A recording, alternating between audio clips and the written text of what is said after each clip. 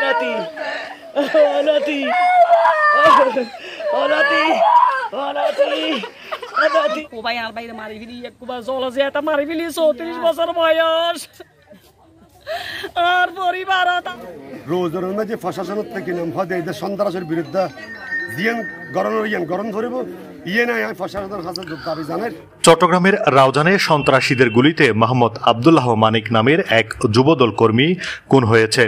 শনিবার রাতে 12:30টার দিকে উপজেলার বাগওয়ান ইউনিয়নের ৩ নম্বর ওয়ার্ডের গরিব উল্লাহপাড়া এলাকায় বান্ডারি কলোনিতে এই ঘটনা ঘটে। রাতেই পুলিশ তার মরদেহ উদ্ধার করে ওই কলোনি হতে। নিহত মোহাম্মদ মানিক ওই এলাকার মৃত আব্দুল মোতালেবের ছেলে। জানা গিয়েছে নিহত যুবদল কর্মী মানিক বিএনপির কেন্দ্রীয় ভাইস চেয়ারম্যান গিয়াস উদ্দিন কাদের চৌধুরীর অনুসারী এবং উপজেলা যুবদল কর্মী ছিলেন।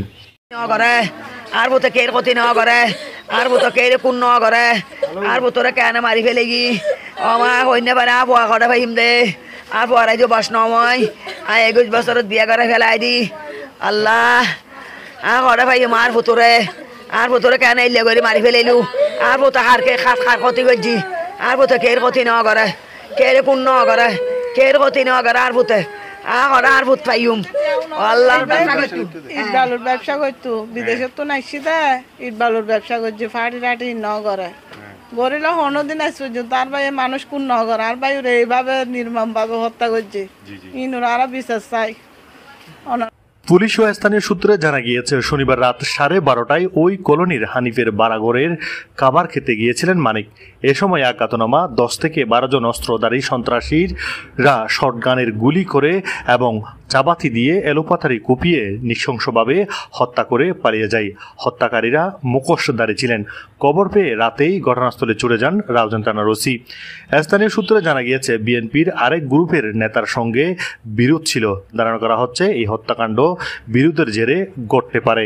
এই ঘটনায় এখনো পর্যন্ত কাউকে গ্রেপ্তার করতে পারেনি পুলিশ। আসলে কি হইতে মেহারা রোজনের যে পরিস্থিতি ইহার যুবদল কর্মী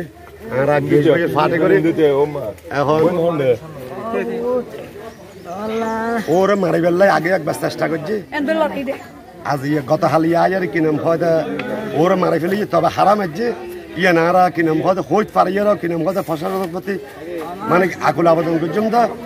রোজের মধ্যে প্রশাসনের থেকে নাম হয় এই সন্ত্রাসের বিরুদ্ধে জিয়ান গরম ধরিব নাই প্রশাসনের হাতে দাবি জানের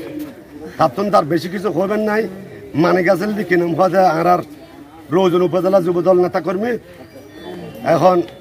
আইনজ্ঞ বিএনপির কর্মী আরা জননেতা জনপাল হাজ গিয়েছিলেন খাদের কর্মী হিসেবে রোজন কাজ করে এখন যে সুস্থ তদন্ত করে প্রশাসনের হাতে দাবি জানের 15 বছর আগে 26 মার্চ সময় দিনে 15 বছর পুরোই আর ধর্মগত ভাবে বিএনপি করে আছে কি যে আর ভাইয়ে দুনুয়া ভাই মারা গিয়ে আজিয়ে শেখ হাসিনা আওয়ামী লীগ উঠতে মাঝি আর ভাই রানোর মেম্বার তারা মাঝি দেয় চলিত ন জানো হতে কিন্তু মাঝি এনে শিক্ষা দি জেলত গলাই দেয় কিন্তু একবার জানা পারো না মারি নেওয়া ফেলাই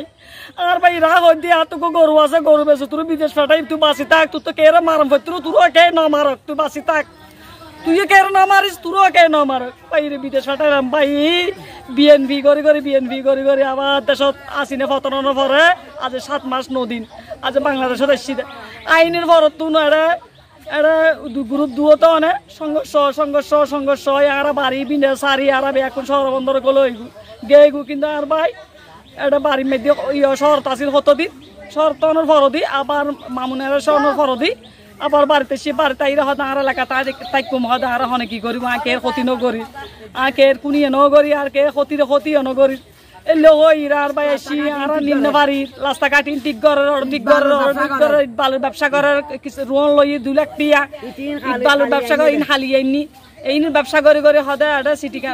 এখন আর ভাই ভিতরে হারা মাঝি হালিয়ে লাই তোর 11:30টার দিকে আর নোয়াছিলাম তারপরে লানদি গজি কোবাই আর বাইরে মারি ফেলি একবার জল যে এটা মারি ফেলি 34 বছর বয়স আর পরিবার তার বাপর পরিবার দিয়ে 3 ভাই মরি গিয়ে রাশেদুল আলম কুকানারা মারি ফেলি আওয়ামী লীগের বলা তারপরে 34 আর ভাই তো কেরে কোন না করে মাথা কাছে নামাজ পড়তে আর ভয়ে কেরে কোন না করক আর ভরা কে না মারক আর ভাইয়ে তো হরিকে আর মামুন্যের দাহতে আসল দি মামুন্যেরও তো ফারানে মারি বেলা ন চাই